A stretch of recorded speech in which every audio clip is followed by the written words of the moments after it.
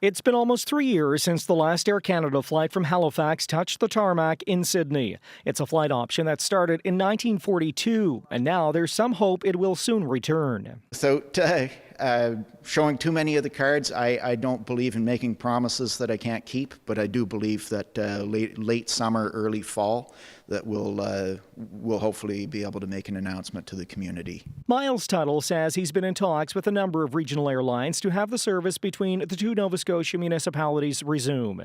He says it would give travelers more options and competitive pricing. My number one priority, and the priority of everyone I speak to in our community, where do you want to go? It's Halifax. You can connect from Halifax to just about anywhere.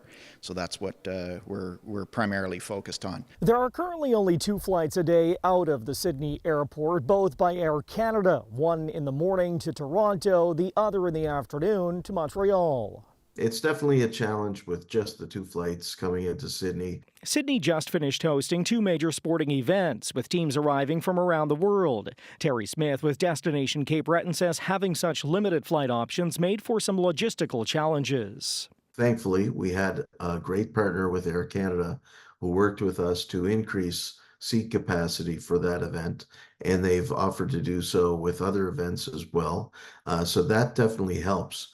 But we really have to get back to the seat capacity we had. A little more than 100,000 passengers flew out of Sydney this past year. That's down nearly half compared to pre-pandemic levels. There are things like having the right pilots with the right qualifications. There's a gap in skill right now that leaves the regional market underserved.